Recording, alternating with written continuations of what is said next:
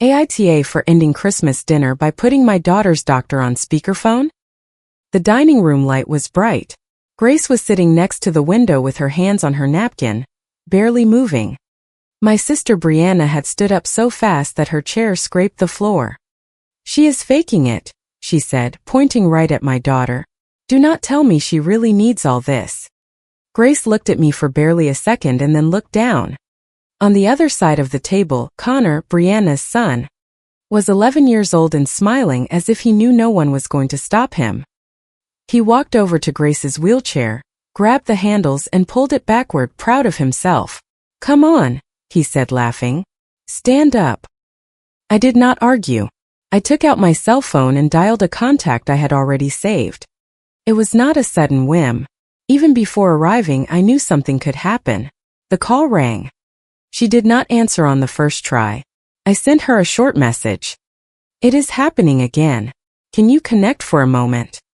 It took a little while, but finally the video call appeared. On the screen I saw a calm face detached from our family. First, some tried to talk over her. Brianna snorted. My mom said my name with that tone she used to stop something without taking responsibility. But the voice on my cell phone asked what was necessary. And little by little everyone stopped talking at the same time. We had arrived at my parents' house in the suburbs shortly before it got completely dark. We left my apartment in the city with more than an hour to spare. It was December 24th. It was dry and cold.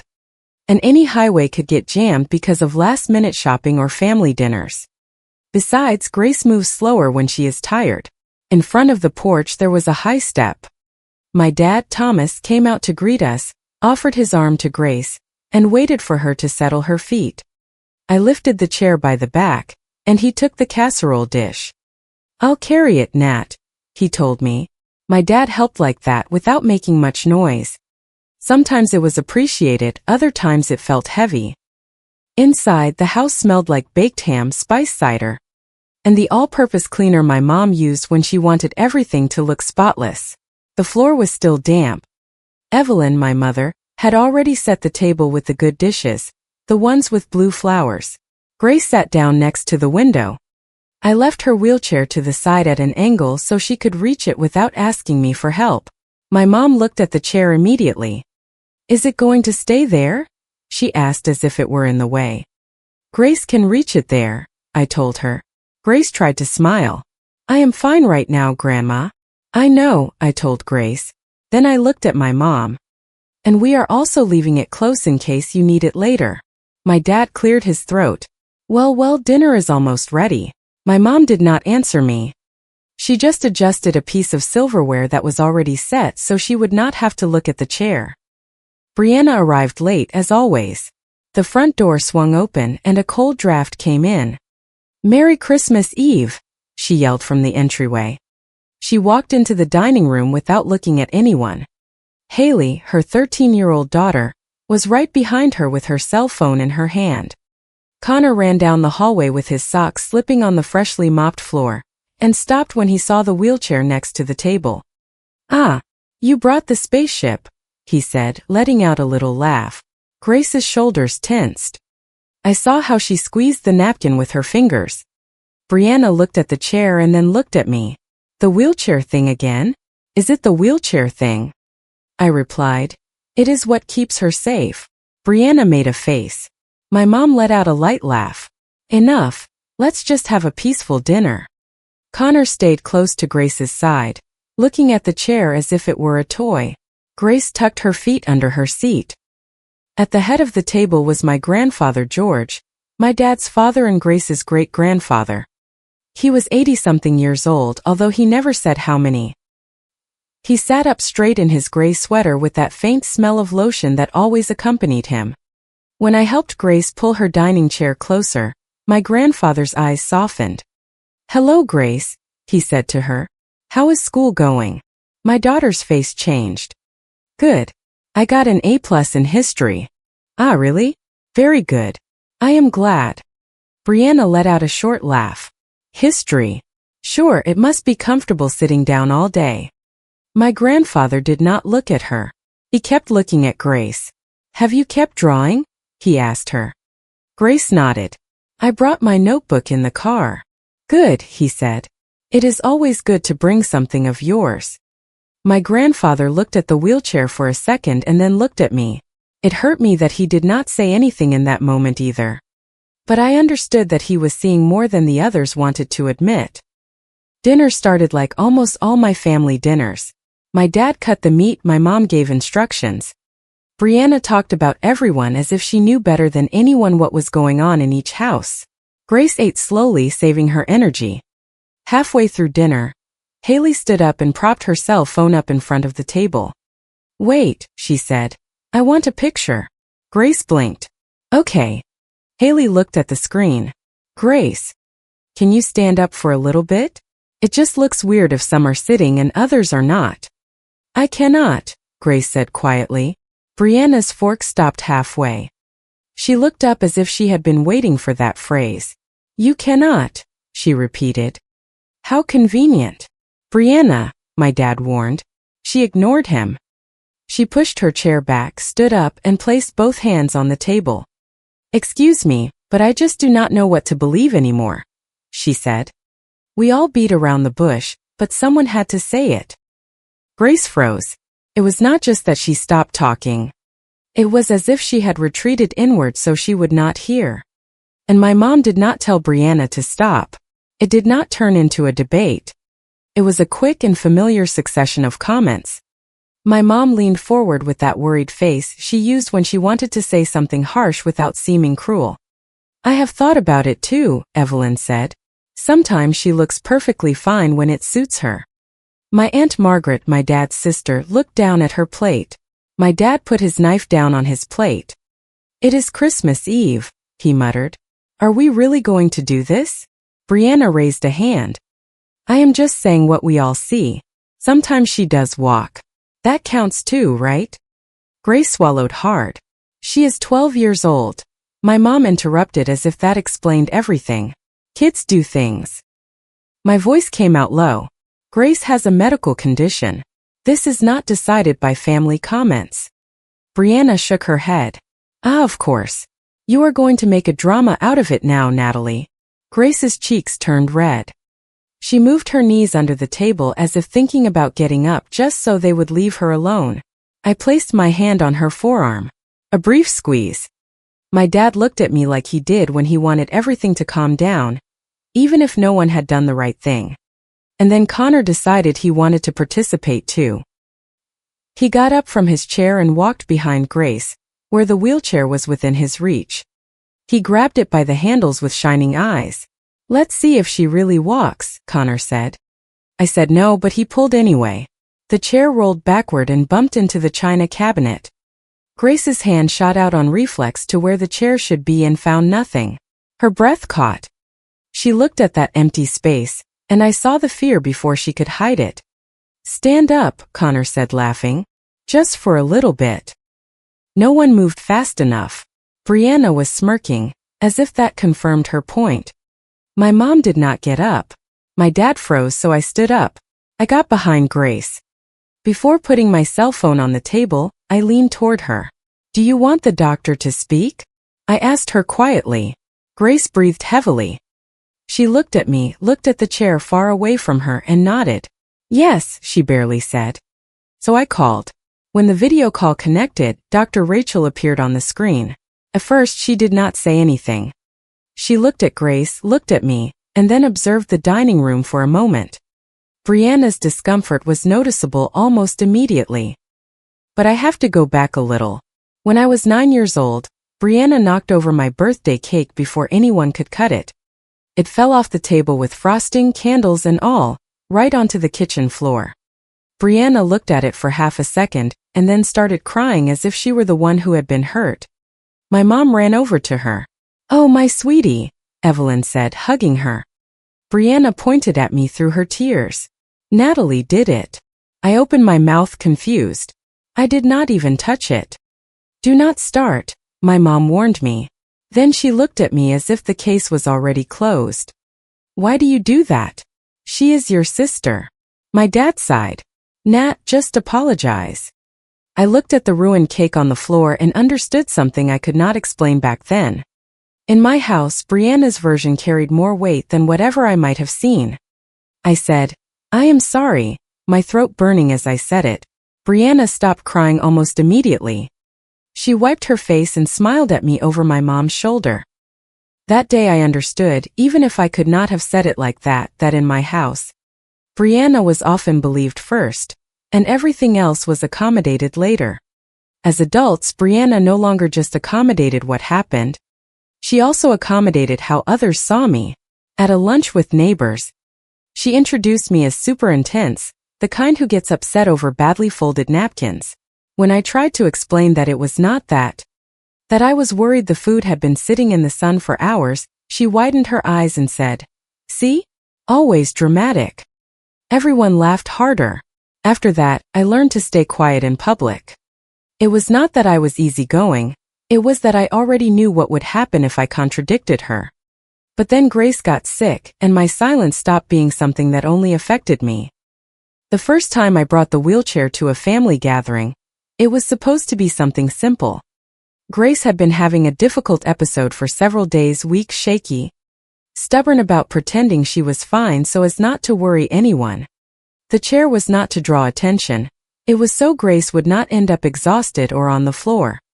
Brianna greeted us at the door and looked at the wheels. "Wow," she said. "So we are really doing this now."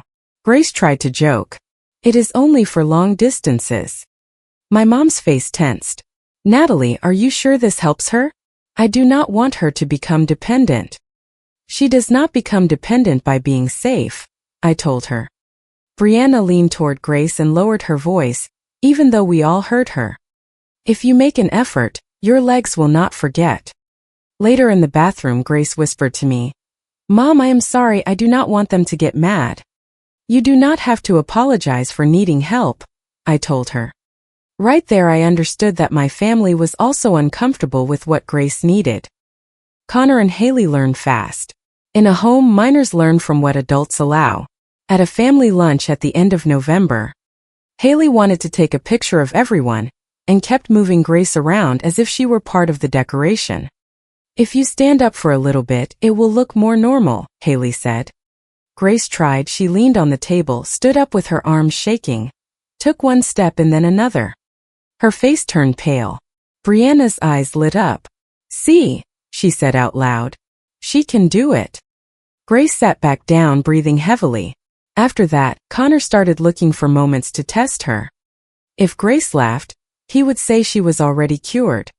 If she carried a plate to the dining room, he would yell, "Look, she is walking." The adults laughed uncomfortably, as if it did not matter. With Grace, everything ended up turning into a test. For Christmas Eve, I went prepared. Not only did I bring the chair, but I had also decided I was not going to let them pressure her again. That afternoon I had messaged Dr. Rachel, the doctor who had been following Grace's case for months, because Grace had been sensitive for days. The doctor replied, "I will be on standby for a while. If they expose her or put her at risk, let me know." That is why I already had that contact on hand. Back in the dining room, I placed the cell phone on the table in front of Grace. The video call was active, the volume was up. I was still behind my daughter with one hand on the back of her chair so she knew I was there. Brianna recovered first. "Natalie, what are you doing?" she said with a forced laugh. "Seriously, are you calling someone right now?" "Yes, I am calling her doctor." My mom spoke with a thin voice. "On Christmas Eve." Grace looked at the screen with wide eyes. I leaned down a bit. "You do not have to say anything," I murmured to her. Grace nodded. "It is okay," she said softly. "I give permission." I looked at the doctor. "Doctor, can you explain what is necessary?" "I also give permission." On the screen, the woman adjusted her camera. Her face was calm. Brianna leaned toward the cell phone. "Hello," she said sharply. "And who are you?" The woman looked at Grace first, then at me. "Natalie," she said calmly. "I am here." Then she introduced herself. "Good evening. I am Dr. Rachel, the doctor handling Grace's case. Natalie told me I could be called if a situation like this repeated itself. I am not going to discuss private details, but I can explain something general about mobility aids. Brianna's face tensed up. Connor stopped smiling abruptly. Dr. Rachel looked at Grace. "Hello, Grace." "Hello," my daughter answered, almost without a voice. The doctor looked back at the camera. "Natalie tells me that tonight you are questioning her chair." Brianna tried to laugh again, but it came out weird. "Well, no. Look, this is too much now." Dr. Rachel did not react to her tone. She waited and Brianna kept talking. "It was a joke. Kids play. No one is hurting anyone." The doctor remained firm. "The wheelchair is currently out of Grace's reach." Connor looked at the floor. I answered. "Yes, Connor took it away." Dr. Rachel nodded. "Then the first thing is for it to be back within her reach." No one moved. Brianna lifted her chin. "Excuse me. But no one is hurting her here. We are just saying that sometimes she walks as if nothing is wrong." The doctor spoke without raising her voice. "The chair does not mean she can never walk. It means she cannot always do it safely." No one answered. My dad left his hands next to his glass. Margaret covered her mouth with her napkin. Brianna pointed at Grace. "I have seen her walk. I have seen her with my own eyes." "Yes," the doctor replied. "Sometimes she can take a few steps." Brianna's face softened. "And that does not erase the moments when she cannot," Dr. Rachel continued. "There are conditions that fluctuate. A chair can be an aid, not a lie." Brianna stopped smiling. The doctor went on. "Just because she has better days does not give you the right to demand that she push herself to convince you." Haley was looking at her cell phone, still holding it in her hand. Brianna looked around the table seeking backup. This time no one gave it to her. Dr. Rachel spoke more carefully. "I am not going to go into Grace's medical details. It is not appropriate. But I can say this. A young girl should not have to prove at a family dinner that she needs a mobility aid." Grace swallowed hard. She did not speak, but she did not take her eyes off the doctor. "Forcing her to seem fine also wears her out," the doctor said. "She is 12 years old. Do not test her. Do not dare her to walk. Do not take her chair away." Brianna opened her mouth, but nothing came out. My Aunt Margaret let out a soft gasp and quickly wiped her face. My dad's jaw clenched. I did not know whether to appreciate it or resent that it had taken him so long. Dr. Rachel looked toward where Connor was. Taking her chair away is not a game. It is taking away her protection. If she tries to stand up and the chair is not there, she can fall and get hurt. Connor's face was red. "I was just playing," he muttered. The doctor was not harsh with him, but she did not let it slide either. "I understand that you phrase it that way, but at that age, you repeat what you hear at home. That is why adults have to correct it in time." Brianna's eyes darted from Connor to the cell phone. My mom kept staring at the tablecloth as if she did not know where to look. And my grandfather George, at the far end of the table, remained silent. He watched everything, did not move, did not say anything. That hurt me too. Brianna tried one last escape route. "We did not know," she said, raising her hands. "No one explained it to us." Dr. Rachel breathed slowly. "If you had doubts, you could have asked. There was no need to accuse her." My mom parted her lips but said nothing. The doctor's voice became more practical. "Return the chair to Grace's side, where she can reach it." Connor made a movement but froze, waiting for someone to tell him if he could. And then Dr. Rachel continued. "Talk to Grace, not about Grace." I did not wait anymore. I walked over to the china cabinet, took the wheelchair, and brought it back to my daughter's side. I positioned it at the right angle and put the brakes on. Grace's fingers touched the armrest. Slowly, Brianna muttered, "This is crazy." My Aunt Margaret leaned a little toward Grace. "I am sorry, my girl," she said. Tears were running down her face. "I am truly sorry." My mom was pale. She looked at Grace, tried to speak, but the words would not come out. Connor did not apologize. He looked at Brianna, waiting for her to tell him if he had to do it. Dr. Rachel spoke once more, softer this time. "Grace, you did not do anything wrong." Grace blinked hard and nodded just once. I picked up the cell phone. "Thank you, doctor. Call me if you need anything else," she said. The screen went black. I did not make any announcements. I put a hand under Grace's elbow and said, "We are going home." My dad stood up quickly. "Nat." I looked at him. I could not stay to listen to another mediation. "Not today, Dad." Grace and I reached the door without anyone stopping us. It was cold outside. I helped her into the car and stored the chair in the trunk with automatic movements because I needed to do something concrete. I drove back through streets that were half empty and others still jammed from dinners. As soon as I closed the apartment door, my cell phone started vibrating. The next morning, Brianna already had a new version sent to the family group chat, as if it were a press release. Natalie called a doctor right in the middle of Christmas Eve to make us look like monsters. It was a harmless joke, and she used Grace to humiliate us all. My mom added almost immediately, "We are just worried. No one wanted to hurt anyone." Margaret wrote something, deleted it, and wrote again. In the end, she sent a single sentence. "It was not funny." My dad sent, "Let's all just calm down." Brianna replied immediately, "Exactly. Natalie needs to calm down." I kept staring at the screen while Grace was drawing at the coffee table with her chair next to her. I was not surprised. The new version was automatic. Brianna never left things as they had happened when it made her look bad. I wrote a single message. The doctor explained why taking Grace's chair away was dangerous. I am not going to argue about whether that was a joke. Brianna replied with a laughing emoji. I did not keep arguing. I blocked Brianna.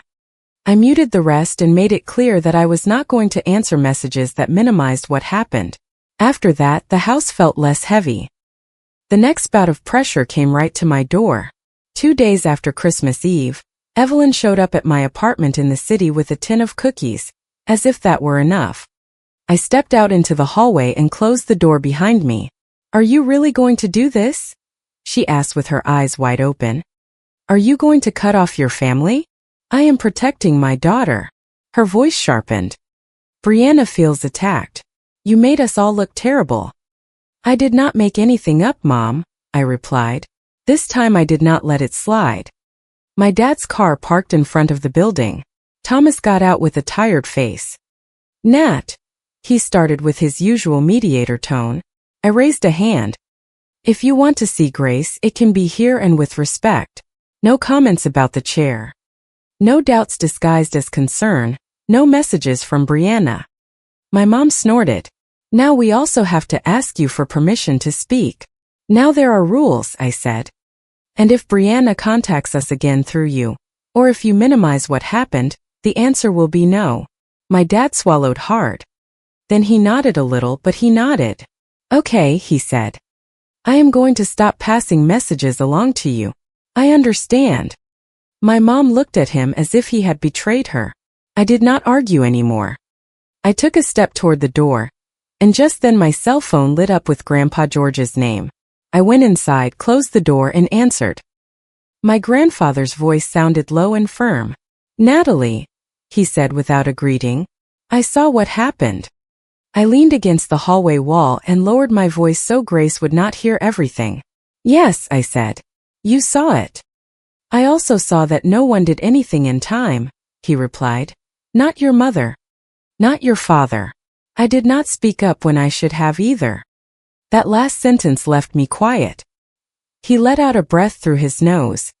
"And Brianna humiliated a little girl." My body tightened up. "Now they are twisting everything," I said. "Like always." "I know," he answered. "They tried to do it with me. Brianna called me yesterday to tell me that you made a scene." I almost laughed, but I could not. "Of course." The voice of my grandfather dropped even lower. "It was not just that night. Natalie, I have been seeing things for a while that I did not want to put a name to." I stayed silent. "I saw you swallowing things you did not have to swallow," he continued. "And I saw Grace starting to do the same. That is not right." I gripped my cell phone. "Grandpa, I am serious." He interrupted me. "I have been putting my affairs in order for months. I was already thinking about how to help Grace with her treatments. But after what I saw, I want to make it clearer. I am going to speak with Mr. Lawson. He has been handling my affairs for years. You do not have to do that. Yes, I do, he said, because I should have done more before. I did not know what to answer. Then he added, when it is ready, Mr. Lawson is going to summon you all. I want to tell you my decision face to face, so that later no one invents something else. And I understood that my grandfather was going to turn it into something formal. In early January, Mr. Lawson, the attorney who handled my grandfather's affairs, summoned us to his law office downtown. It smelled like coffee and printer toner. My grandfather George was in a small room with his hands folded in front of him. Next to him, Mr. Lawson, a man with glasses and a calm voice, had several neat folders. There was no yelling or threatening. There were papers, IDs, and an uncomfortable calm. The attorney clarified that it was not a reading of a will or a family negotiation. My grandfather had already started the process on his own. That morning he just wanted to tell us in front of his attorney what he was putting on record. Brianna arrived 10 minutes late and walked in looking serious, barely saying hello. My mom came in behind her. My dad walked in last, looking at the floor. Mr. Lawson nodded politely. We are here because Mr. George wishes to inform you of some asset decisions, he said. He is updating his provisions and leaving instructions to establish a trust fund for the benefit of Grace, administered by a fiduciary institution. Natalie, as Grace's mother and legal representative, will be able to request medical, educational, and caregiving expenses according to these rules. Brianna let out a laugh. Okay, and what am I doing here? My grandfather did not look at her when he answered. So that you do not say later that no one told you. Then he looked up. I am also going to adjust the distribution I had planned for Brianna. I do not want to turn this into a fight. But I am going to put my will in writing. I have seen how you treat Grace when you think no one is going to stop you. My mom let out a gasp. George, please. Brianna turned red. You cannot do that, she said, pointing at me like always. What did Natalie tell you? My grandfather held her gaze. Natalie did not have to tell me anything. I saw what you did. Mr. Lawson straightened the papers in front of him. Mr. George has expressed his will clearly. He is in full use of his faculties, and his decisions will be formalized according to the law. My dad finally spoke up in a small voice. Brianna, enough. She turned to him, surprised. Seriously? My dad did not answer her. He looked at my grandfather, then at me, and barely nodded.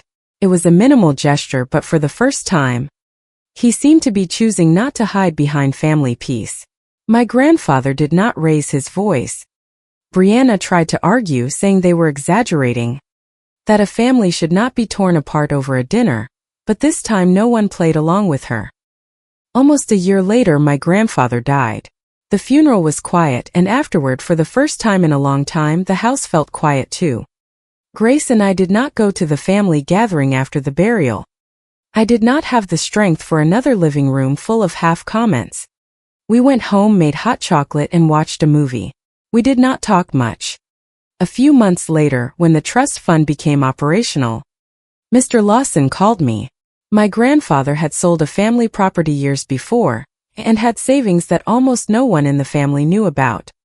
After settling accounts and leaving everything in order, the trust fund for Grace ended up being a little over $475,000. I sat at the kitchen table looking at the number written on a piece of paper. It did not feel like a prize. It was concrete help, and it also came late. That money did not solve everything, but it took away a huge chunk of our fear.